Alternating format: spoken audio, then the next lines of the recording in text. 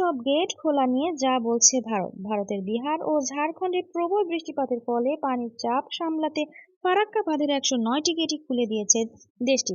তবে পানি ছাড়ার বিষয়টি আগেই বাংলাদেশকে জানানো হয়েছে বলে দাবি করছে ভারত। এছাড়া এ বিষয়ে গুজব ছড়ানো হচ্ছে বলে দাবি তাদের। আজ সোমবার ভারতের পররাষ্ট্র মন্ত্রণালয়ের মুখপাত্র রণবীর জয়সওয়াল বলেন, আমরা ফারাক্কা ব্যারেজের গেট খুলে দেওয়ার বিষয়ে গণমাধ্যমের প্রতিবেদন দেখেছি। গেট খোলার স্বাভাবিক গতিপথে নদীর ভাটিতে গঙ্গার 11 লাখ কিউসেক পানি প্রবাহিত হবে। তিনি বলেন, গঙ্গা নদীর অববাহিকার ক্যাচমেন্ট এলাকায় উজানের ভারী বৃষ্টিপাতের কারণে প্রবাহ বৃদ্ধি পাওয়ায় এই পানি প্রবাহিত হওয়াটা স্বাভাবিক ঘটনা। এটা বুঝতে হবে যে ফারাক্কা কেবল একটি ব্যারেজ ড্যাম নয়। পানির স্তর যখনই ব্যারেজের স্তরে পৌঁছায় তখন যে পরিমাণ পানি প্রবাহই হোক না কেন তা বেরিয়ে যাবে।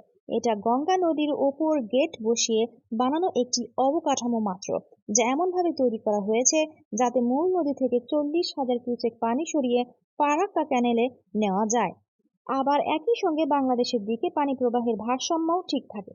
রণবীর জয়সওয়াল বলেন, ফারাক্কা ব্যারেজের গেট খুলে দেওয়ার বিষয়ে প্রোটোকল অনুযায়ী বাংলাদেশের সংশ্লিষ্ট যৌথ নদী কমিশনের কর্মকর্তাদের সঙ্গে নিয়মিত ও সময়মতো তথ্য শেয়ার করা হয়। এবারও গেট খুলে দেওয়ার বিষয়ে সেটি করা হয়েছে। তিনি বলেন, ভুল বোঝাবুঝি সৃষ্টি করতে আমরা ভুয়া ভিডিও, গুজব ও ভয়ভীতি ছড়াতে দেখেছি। তবে সঠিক তথ্যের মাধ্যমে দৃঢ়ভাবে এই ধরনের গুজব প্রত্যাহিত করা উচিত।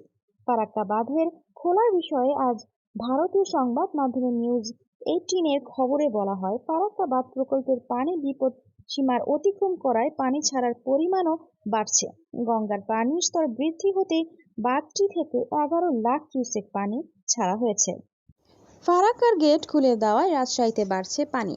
অতিরিক্ত পানি চাপের কারণে ফারাক্কার বাঁধের সবগুলো গেট খুলে দিয়েছে ভারত। বাংলাদেশে পদ্মার উজানে ভারতের গঙ্গা নদীতে থাকা এ বাঁধটিতে মোট 109টি গেট রয়েছে।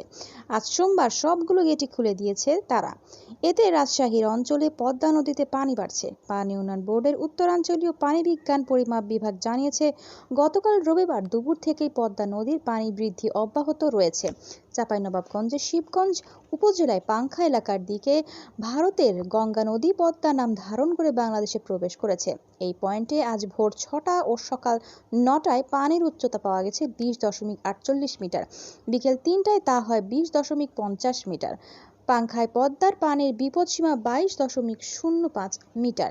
পাংখার ভাটিতে রাজশাহীর নগরের বড়কুটি পয়েন্টে পদ্মা নদীর পানির বিপদসীমা 18.05 মিটার। আজ ভোর 6টায় এখানে পানির উচ্চতা পাওয়া গেছে 16.27 মিটার। সকাল 9টায় পানির উচ্চতা আরও 1 সেন্টিমিটার বেশি পাওয়া যায়। বিকেল 3টায় পানির উচ্চতা পাওয়া যায় 16.30 মিটার।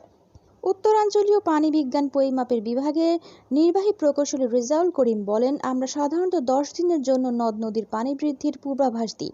আগামী 10 দিনের মধ্যেও পদ্মার পানি বিপদসীমা অতিক্রম করবে না, তারপরও নিশ্চিতভাবে বলা যাচ্ছে না।